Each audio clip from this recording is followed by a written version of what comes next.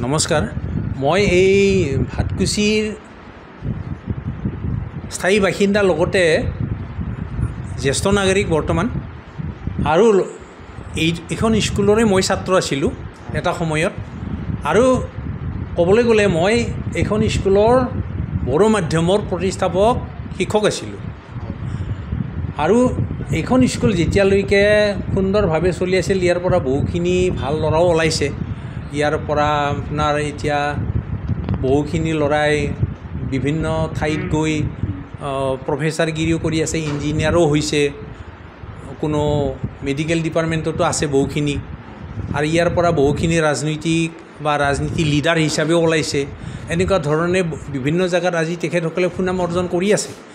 তেনেকুৱা পৰিপ্ৰেক্ষিতত আহি আজি এই অৱস্থাত যে শিক্ষকবিহীন এখন স্কুল পৰি ৰৈ আছে আজি প্ৰায় 5-6 মাহ ইয়াৰ আগতে এজন পাঠদানৰ শিক্ষক আছিল কিন্তু স্থায়ী শিক্ষক নাছিল তেখেত গতিকে আজি যিজনে আহিব লগা আৰু আমাৰ পৰা যিখিনি মুভ কৰা গৈছে শিক্ষক প্লাছ শিক্ষক নহয় আমাৰ অভিভাৱক ছাত্ৰ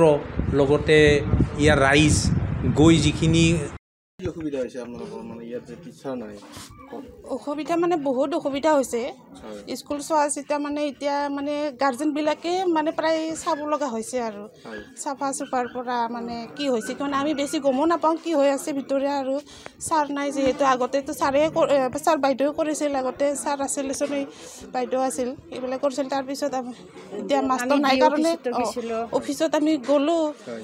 ব্লক অফিচত বহুতবাৰ তাৰমানে আমি এপ্লিকেশ্যন দিলোঁ তাৰপিছত ছাৰে দিম বুলি কয় কিন্তু এতিয়া দিয়া নাই পাঠদানৰ কাৰণে দিছিল তাৰপিছত আকৌ স্থায়ী নহয় 3 দিনমান আহি গ'ল তাৰপিছত আৰু যি ছুটি লোৱা বুলি কৈছিল চলিকেইজনক তাৰপিছত আৰু নাহিলে আৰু স্থায়ী হিচাপে এতিয়া লাগে আৰু অসুবিধা হৈ আছে এতিয়া আপুনি কি বিচাৰে আপোনাৰ ফালৰ পৰা কি বিচাৰে চৰকাৰে কি কৰে এতিয়া পাৰ্মানেন্ট টিচাৰ আজি 79 নং যিটো ভাটকুছি এল পি স্কুলত আজি শিক্ষক শূন্য হৈ আছে এই শিক্ষক শূন্য এল পি স্কুলখনত যোৱা মে মাহৰ 1 তাৰিখৰ পৰা আমি শিক্ষক নিযুক্তি দিয়াৰ বাবে ৰঙিয়া ব্লক এলিমেণ্টাৰী অফিচাৰ আৰু ডিষ্ট্ৰিক্ট এলিমেণ্টাৰী অফিচাৰৰ লগত যোগাযোগ কৰি আছিলোঁ যোৱা 1.5 মাহে তেওঁলোকে আজিলৈকে এজন সাধাৰণ শিক্ষক একজনক পাঠদানৰ বাবে পঠিয়াব পৰা নাই আৰু এয়া খুবেই দুখ লগা বিষয় মই ভাবোঁ এই বিষয়ত আমাৰ চৰকাৰী বিষয়াসকলে খুব লেহেমীয়াকৈ কাম কৰি আছে বা বিদ্যালয়সমূহ বন্ধ কৰাৰ চেষ্টা কৰি আছে বড়ো মাধ্যমৰ বিদ্যালয় বড়ো ভাষাসমূহ নিষেধ কৰাত তেওঁলোকৰ মানে আগভাগ লোৱাৰ দৰে আমাৰ অনুভৱ হয় অসমৰ যি বড়ো শিক্ষা বিভাগ বা ST সকলৰ নিজাকৈ ডিৰেক্টৰত এটা দিছে